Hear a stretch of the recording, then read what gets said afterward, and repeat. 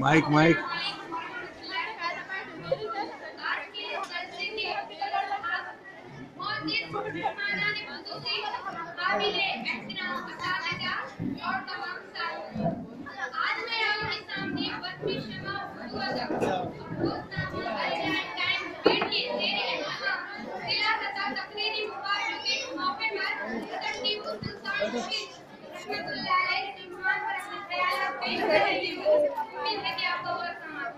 मैं अपनी तकरीर शुरू करने से पहले एक शेर अर्ज करना चाहती हूँ।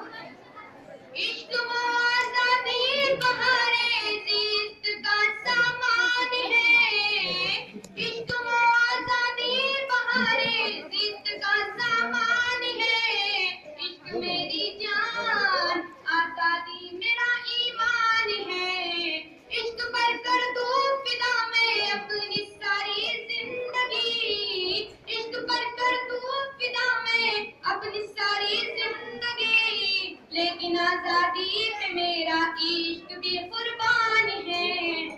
साथियों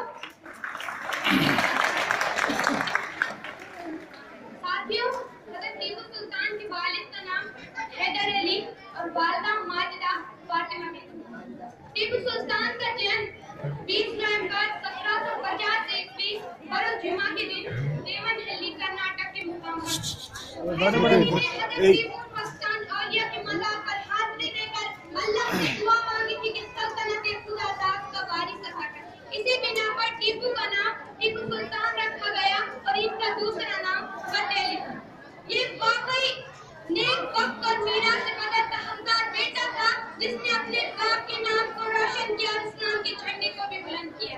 ऐसे बच्चे वाकई खुशनसीब घरों में ही जन्म लेते हैं और खुशनसीब माँ ही जन्म देती है जो इस्लाम के नाम पर और वतन के नाम पर अपनी जान दे और अपनी जिंदगी का मकसद इस्लाम और वतन की खिदमत। दुनिया में मुख्तलिफ नाम पर शख्सियत ने शहरत आम और बकायदा उनमें मुजाहिद इस्लाम शेर महसूर टीपू सुल्तान का नाम भी सरफहरिस्त।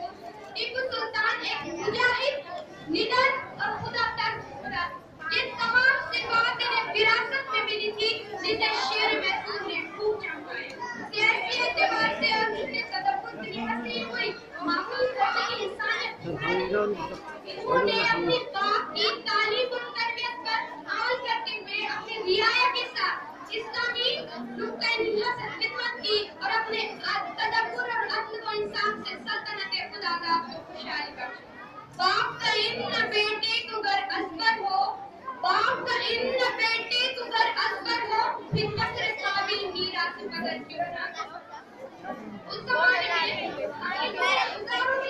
अगर हिंदुस्तान के लोगों को मखलूक परहेज से गुलाम बना ले, लोगों को वो परेशान जो हैदर अली और उनके मुजाहिद टीपू सुल्तान को बाप बेटे दोनों अंग्रेजों के खिलाफ थे। इसी बिना पर अंग्रेज हमेशा टीपू सुल्तान के खिलाफ साजिशें रचते, इनके खिलाफ अय्याराना और मक्काराना चालें चला करते। यही वजह रही कि टीपू सुल्तान और अंग्रेजों के दरमियान जो जंगें हुई वो मैसूर की लड़ाई है। टीपू सुल्तान आजादी के मतवाले थे और अंग्रेजों के इसलिए टीपू सुल्तान और इनके जवान सिपाही बड़ी बहादुरी और जज्बा ईमानी के साथ अंग्रेजों से लड़ते थे। वो हिंदुस्तान में पहला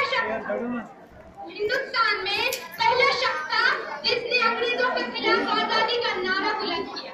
गर्चे इस्लाम में कमजोर, तादाद में कम, टाइम में भी खतरे कम था, मगर फिर भी उसने हिम्मत न हारी और आखिरी दम तक जंग करता हुआ शहीद हुआ। इज्जत अहमियत पर आज ना आने, अपनी इज्जत को अहमियत पर आज ना आने और अंग्रेजों के फुला में फूल ना थी। अरे अंग्रेज हुकूमत में इतना दमखम न था कि वो जंग करके बहादुर टीपू को हरा सके। जब मक्कार अंग्रेजों ने कौम के कतारों को साथ मिलाकर इनके खिलाफ साजिशें रखते हुए टीपू को ज़ेर करने की तदबीरें शुरू, मगर इन तमाम कोशिशों के बावजूद टीपू सुल्तान अंग्रेजों को हिंदुस्तान से निकालने में नाकाम रहे। और जिसकी महज वजह ये थी कि कौम एक साथ न थे। उमरा और गुजरा ने गद्दारी की, हर जिद में अपने साथियों का इतना पूछना जरूरी है।